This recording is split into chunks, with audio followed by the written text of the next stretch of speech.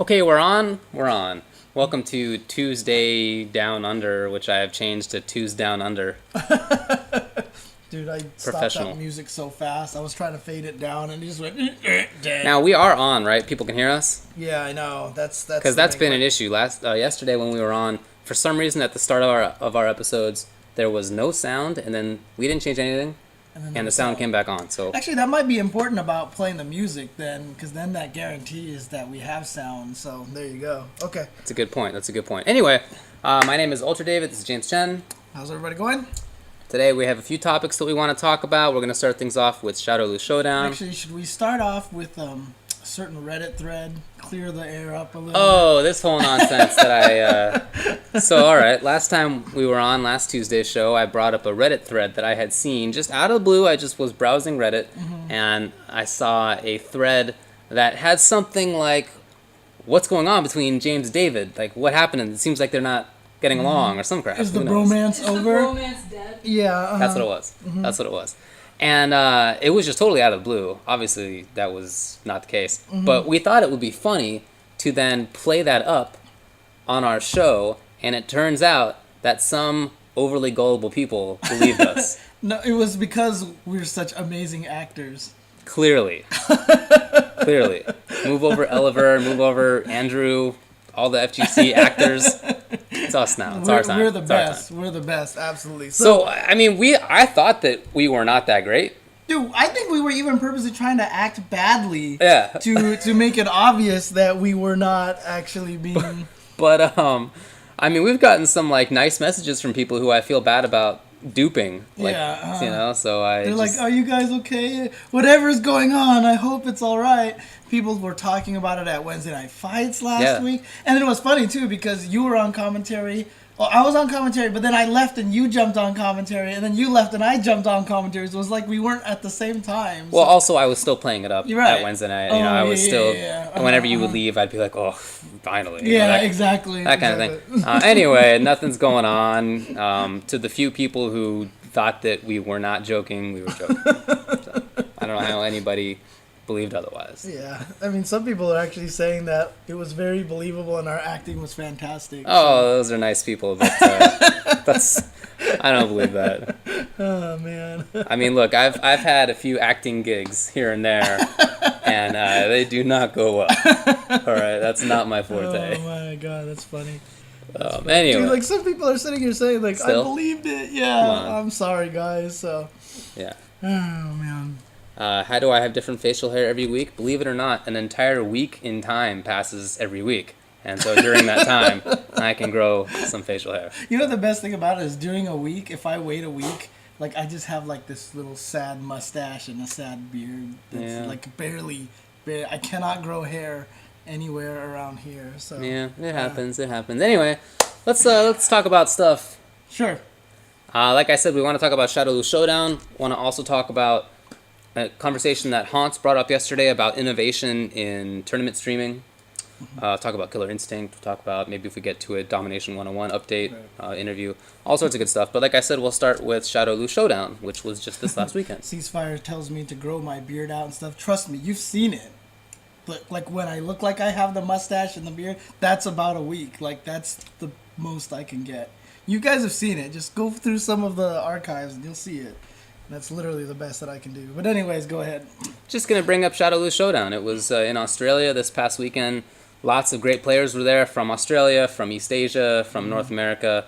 They had a really good representation. Yeah, and I mean, I've always said Shadowloo Showdown and Canada Cup are probably like two of the hardest non-EVO majors to win. Yeah, because you get so many more of the international players there, especially like a lot of the players from Japan and such like that. So obviously Australia being much closer to Japan than America is, they go out there usually in larger force than a lot of other events.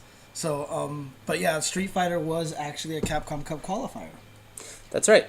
And the person who won it was Mr. Tokido. Yep, exactly. And super happy for Tuga. He looked super happy when he won. Yeah. So he beat GamerB. He did. That was second place. Yeah, and GamerB, I know GamerB has a block against Akuma right now.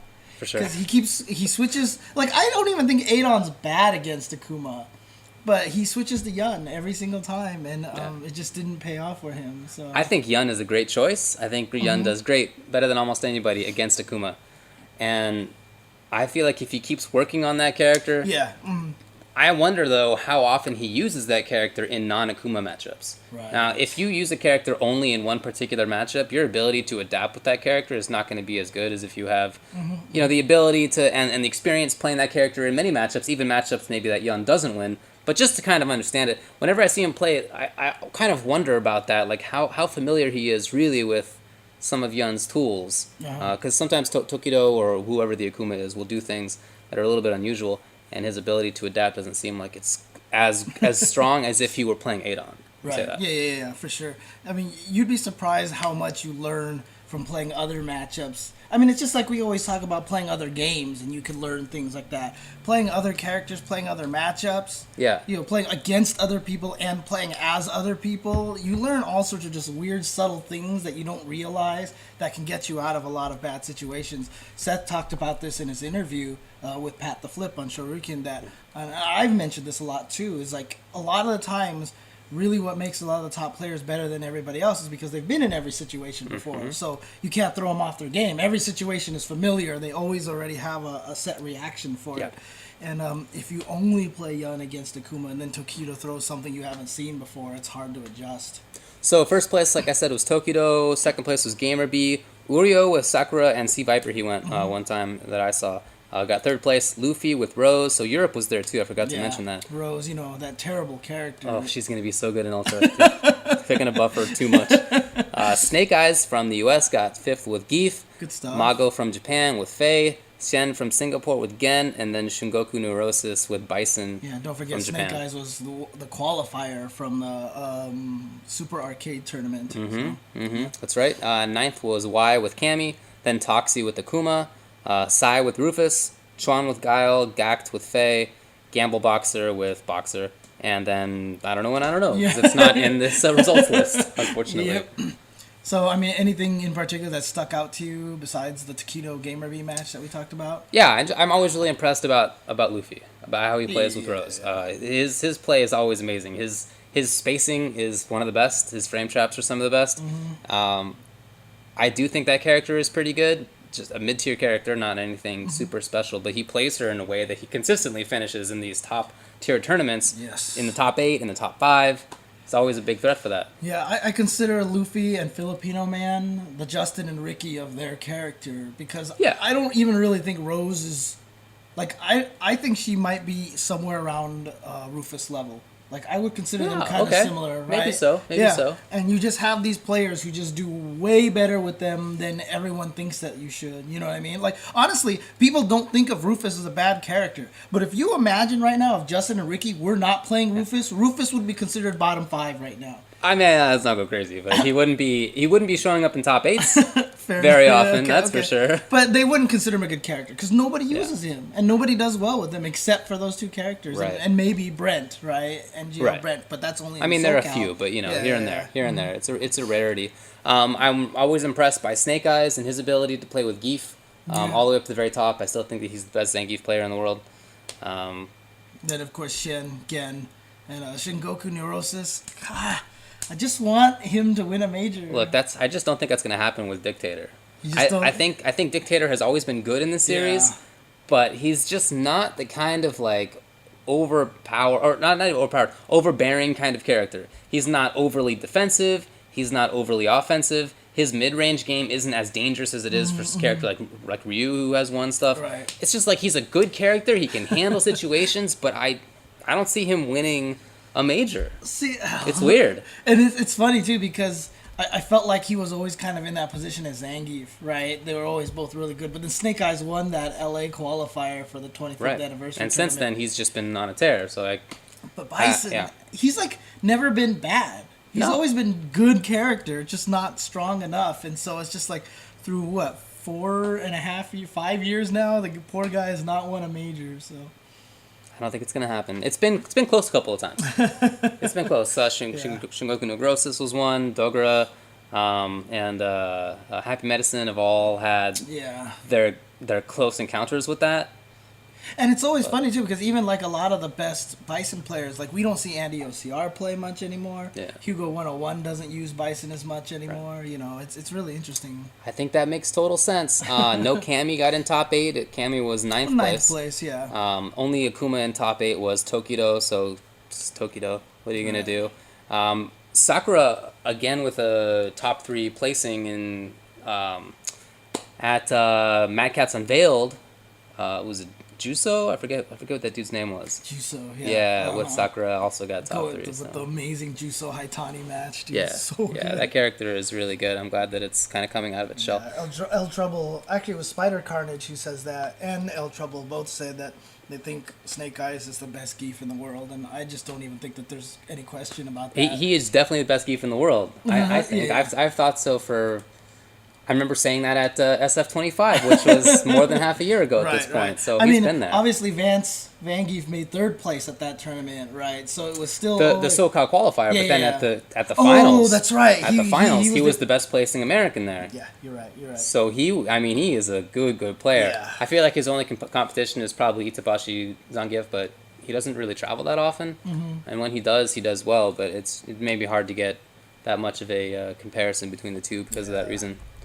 Then Marvel, so Shen won, Morgan, Magneto, Doom. Abigail got 2nd place. That's definitely one of the biggest stories out of this tournament. That Tron, Thor, She-Hulk got 2nd place. Ram Masama got 3rd place. Hagar, Dorm, Magneto. Tokido, 4th place. Nova, Strange, Spencer, Nemo. RF, Morgan, Doom, Virgil. DJ Hoshin coming from the U.S. there. So we have, we have Ram Masama of the U.S. as well. Solid Steph from...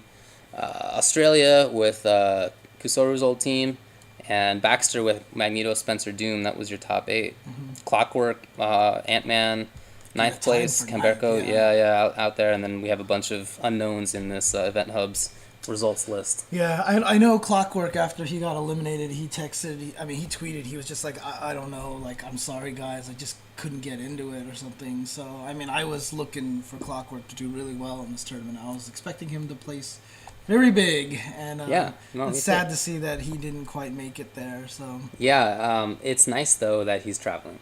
Oh yeah. For sure. Many years, he was an awesome player in Marvel 2 and in Marvel 3, and he just didn't get to travel very often. But and that could be that could be a factor, right? I think so. Because he did say he couldn't quite get into it, and I always say that especially about the SoCal players who play at Wednesday night fights and the run back. The good thing is that they have this venue to consistently go to, especially because they play like 4 nights a week, right? You can if you want, if you want to go there. But the other problem is you get a comfort zone when you're around the people that you know, when you have your supporters with you, when you're just in familiar ground. One of the hardest things a lot of people don't realize is when they go to unknown venues, it's just like super confusing for them. Right. So, yeah. So anything else about Marvel? Oh, of course, Abigail getting 2nd place. His play is really good. He makes Tron look really solid. His Thor is more of a combo character, but he uses that character well too. And then his She-Hulk I feel like his 2 main characters are Tron and She-Hulk. But you feel like he got away with a lot of things. I do. I'm gonna be honest. I feel like he got away with a lot of stuff. Yesterday you had part of your episode was dedicated to people just not like rushing down She-Hulk for no reason. Right. So She-Hulk's problem is that she has a tough time approaching. If she's an X Factor, she's pretty fast, so that's not as much of an issue. But what Abigail does is he looks for you to come in and then to burn something, one of his resources. Mm-hmm. X Factor cancel into something, or level 3, or anti-air command grab. If you're standing next to a She-Hulk, you just got to guess as to whether to be in the air or on the ground. And if he has X Factor, you're just totally boned, because he'll just do level 3 immediately after he'll do the anti-air command grab. Right. So, the funny thing about going in. If you're Magneto's got to be able to keep her out so easily. Just throw a lot of EM disruptors, and if she gets over one of them and looks like she's about to punish you, Shockwave. Right? Because you can cancel the Disruptor and the Shockwave, and Shockwave comes out no matter what. I've never seen that move get stuck. Dude, especially if you have Magneto Dormammu, if you have Dormammu Magneto, either one of those shells, I feel like they should both handle her pretty easily. For Ramasama, I'm talking about in particular. Ramasama beat him in top 8 winners, but then lost 3-0 in losers finals. Right. So. Yeah, the other thing that I wanted to point out was Shen. So he won this tournament, and he also won KOF, which we'll get to in a little bit. But I mean, really great. It's funny. Shin goes to Shadowloo Showdown, wins 2 tournaments, neither of them being Street Fighter. Yeah. Very interesting. But of note, I think that he might be the first player to win a major with the Morrigan team that's not Chris G. So a lot of people have talked about how good Morrigan is, and a lot of people have always been able to say it's largely it's due to Chris G, right? Okay. So Shin, obviously, no slouch himself, another one of those great multi-game players and great skill. But here we go. We have someone winning a major with Morrigan against a pretty decent crowd here. So And RF got 5th with more Doom Virgil. So there were 2 Morgans in the top 5. Yeah. There you go. So yeah, it's getting there. It's getting there. So All right. Very scary stuff here. Like you said, Shen won King of Fighters. 2nd place was Tokido. 3rd place, Luffy. Jackson, Gamble Boxer. Mago got 5th. Kolinov, and then Falco to round things out. And then there was also Smash. There was also Tekken Tag. JDCR won. Okay. Yeah. Injustice. I watched a little bit of that. I only got to see Grand Finals, Superman, and Batgirl. Yeah, I actually saw the top 3. I saw from Losers Finals on. Yeah. And Catgirl. Catwoman. I was very happy to see that, and a lot of people seem to be really happy that Batgirl was doing really well too. So. Oh man, don't. Be careful what you wish for with that character. Why? That character is so good. I've always thought so too. Right? She's ridiculous right now. So she's one of the characters that I'm most worried about in that game, to be perfectly honest. Yeah. Oh, okay. Lex got 7th or 8th place. However you want to look at it. Tied, right? Yeah. However you want to look at that. So anyway, other than the actual in-game results, you mentioned one of the major points of this tournament was that Xian won 2 of the biggest games, the most competitive games, King of Fighters and Marvel, and then got also top 8 in Street Fighter. Right. Tokido won Street Fighter, and he got 4th in Marvel and second place in KOF. So and let's not count Luffy out. I mean, he got 3rd place in King of Fighters and 4th place in 4th place in Street Fighter. Yeah. So some really super talented players out there. I don't think that Luffy does Marvel, as far as I heard. Right. I don't think so. So I guess he was not really in the running. But all these conversations that we've been having of late about who is the most overall talented player, people have brought up Chris and of course Tokido too. Yeah. Shien's got to be in there. Yeah, he has to be in that conversation. He's getting himself in there now. Yeah, for sure. I mean, the undisputables are, so most people kind of agree Tokido of all time, right? And then number 2, probably Justin during his prime, right? Oh, we're doing all time now. Yeah, that's what a lot of people talk about. Okay, yeah. so I would have those 2 in top 5. Yeah, and then Chris G obviously is up there. He seems like he should be. Yeah. And then Ryan Hart was another one. Oh, okay, that's legit. Right? Yeah. Because he won Tekken Major, right? So, and he's obviously amazing at Street Fighter. And Shin has got to be in there. If Luffy expands to more games, I don't know how many games he plays. He may play a lot of games, and I just don't know. Maybe he's really terrible at Tekken. Who knows, right? So his name should be in there. There was another name that I forgot that I wanted to mention. Oh, Combo Fiend, of course. Combo Fiend was always really Fiend. Good at everything. Okay. Yeah. I don't know. I'd have to sit down and really think about that. I feel like you would have to make a top 10 to have any kind of legitimacy, because I mean people come in and do really, really well in some games and then kind of don't do it anymore. So like for a while Dominion was winning Street Fighter tournaments and also doing really well in Marvel tournaments, and he seemed like he was like this next dude, like I'm gonna win everything, but then he stopped playing Marvel. So who knows, right? Like, actually, you know what? Who might also be in that conversation too is PR Rog, right? I don't know how we could have forgotten him. Yeah. Absolutely. PR Rog, so absolutely.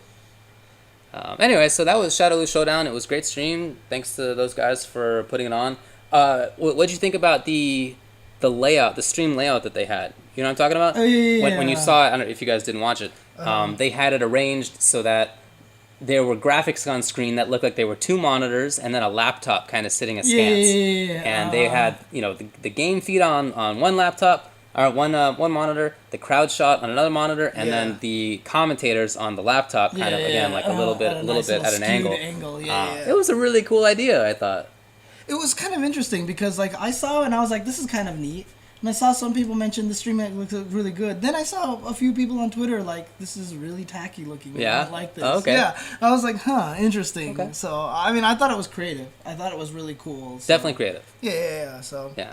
But, well, I'd like to talk more about this creativity and streams thing. That's kind of a segue into the next thing. Good stuff. How do you like that? How do you like that? So we're going to take a break. When we come back, we will get into innovation and creativity in tournament fighting game streams. All right. Sounds good.